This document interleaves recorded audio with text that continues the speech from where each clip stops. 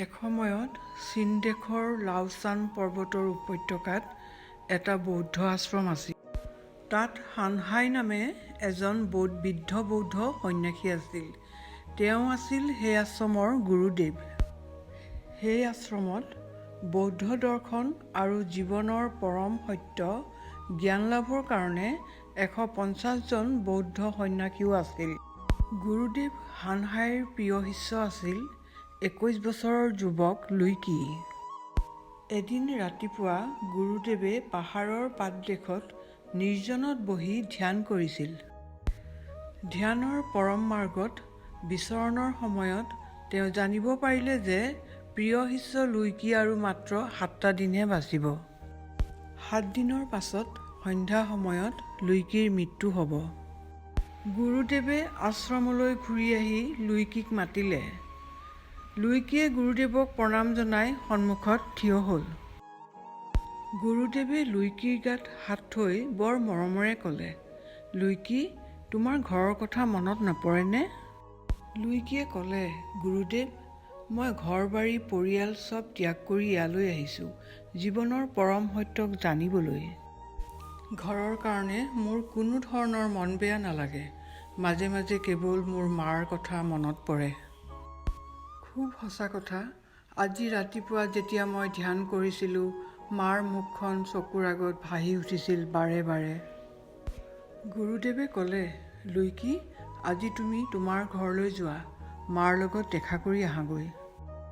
তোমাৰ অহা 7 দিন ছুটী, তুমি অহা 7 দিন মাৰ লগতেই থাকিবা। অৱশ্যেই তুমি 8ম দিনা আশ্ৰমলৈ ঘূৰি আহিবা।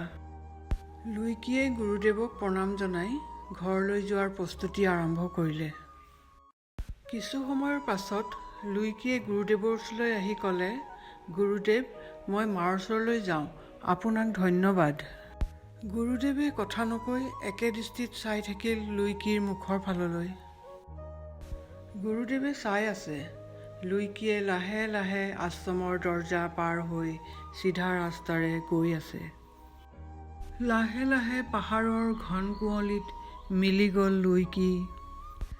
এই 7 দিন আশ্ৰমখন অন্য দিনৰ দৰেই স্বাভাৱিক আছিল। ধ্যান, প্ৰাৰ্থনা, প্ৰবচন, ভোজন, কিন্তু গুৰুদেৱৰ মাজে মাজে প্ৰিয় শিষ্য লুইকিৰ কথা মনত পৰিছিল। গুৰুদেৱে নিশ্চিতভাৱে জানিছিল প্ৰিয় শিষ্য লুইকি আৰু ঘূৰি নাহে। 7ম দিনৰ সন্ধ্যাত গুৰুদেৱে নিৰ্জনত বহি গভীৰ ধ্যানত মগ্ন হ'ল। 7 দিন পাৰ হৈ গ'ল। 8ম দিনৰ দিনা আবেলি গুৰুদেৱে আশ্ৰমৰ ফুলগছত পানী দি আছিল। আশ্ৰমৰ ৰাস্তাৰ ফালে চকু যাওঁতেই গুৰুদেৱ অবাক হৈ গ'ল। গুৰুদেৱে দেখিবলৈ পালে যে দূৰৈৰ পাহাৰৰ ৰাস্তাইদি লুইকি ঘূৰি আহিছে। সেই হাঁহিৰ মুখ, সেই উজ্জ্বল চেহেৰা, গুৰুদেৱৰ নিজৰ চকুকে বিশ্বাস কৰিব পৰা নাছিল। লুইকিয়ে গুৰুদেৱক প্ৰণাম জনাই তাৰ পিছত হাঁহি মুখে ক'লে, গুৰুদেৱ, মায়ে মোক দেখি বৰ আনন্দ পালে। ময়ো ভীষণ আনন্দ পাইছিলোঁ মাক দেখি। মায়ে আপোনাক প্ৰণাম ও ধন্যবাদ জনাইছে। গুৰুদেৱে ক'লে, প্ৰিয় লুইকি, তোমাক ঘূৰি অহা দেখি সকলোতকৈ মই আনন্দ পাইছোঁ। বহুত ৰাস্তা খোজকাঢ়ি আহিছা, যোৱা এতিয়া আশ্ৰমত গৈ বিশ্ৰাম লোৱা। লুইকিয়ে প্ৰণাম জনাই আশ্ৰমলৈ গ'ল।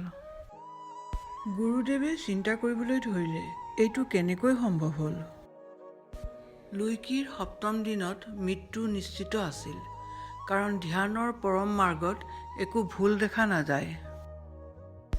তেনেহ'লে এই 7 দিনত নিশ্চয় লুইকিৰ কোনো ভাল কৰ্মৰ কৰ্মফল এই জীয়াই থকাটো।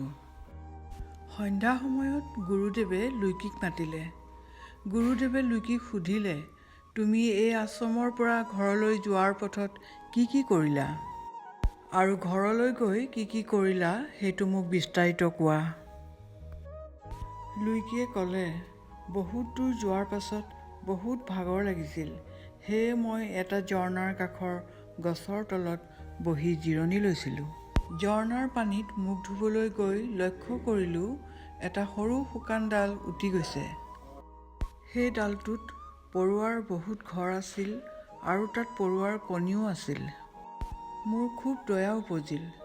মই কোনো কথা নাভাবি পানীত জাপ দিলোঁ আৰু সাঁতুৰি শুকান ডালটোক পাৰলৈ আনিলোঁ।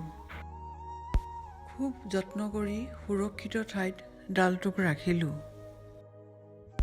নাজানো পৰুৱাবোৰ কিমান দিন ধৰি পানীত উটি আছে। তাহাঁতৰ নিশ্চয় খুব ভোক লাগিছে। এই ভাবি মই ৰাস্তাত খোৱাৰ কাৰণে আশ্ৰমৰ পৰা দিয়া 3খন ৰুটি আৰু মিঠা ফল নিছিলোঁ। সেইবোৰ বেগৰ পৰা উলিয়াই পৰুৱাৰ ঘৰৰ মুখত থৈছিলোঁ। কিছু সময়ৰ পাছত দেখিলোঁ পৰুৱাবোৰে মহানন্দে সেই ৰুটি আৰু মিঠা ফলৰ ওপৰত ভিৰ কৰি খাবলৈ আৰম্ভ কৰিছে। এই দৃশ্য দেখি মই পৰম শান্তি অনুভৱ কৰিলোঁ। তাৰ পাছত মই পুনৰাই ৰাস্তাত খোজ দিলোঁ। গুৰুদেৱে খুব মন দি লুইকীৰ কথাখিনি শুনিলে। এইবাৰ গুৰুদেৱে মৃদু হাঁহি মাৰি ক'লে, হ'ব লুইকী, আৰু বাকীখিনি ক'ব নালাগে। মই মোৰ প্ৰশ্ন উত্তৰ পাই গৈছোঁ। গুৰুদেৱে ক'লে, লুইকী, গোটেই জীৱন এনেকৈয়ে জীৱৰ উপকাৰ কৰি যাবা। গুৰুদেৱে ক'লে, সকলোবোৰ কৰ্মফল। যদি দীৰ্ঘায়ু হ'বলৈ বিচাৰে তেনেহ'লে প্ৰথমে আপুনি অন্য জীৱৰ প্ৰাণ বচাব লাগিব। ধন্যবাদ।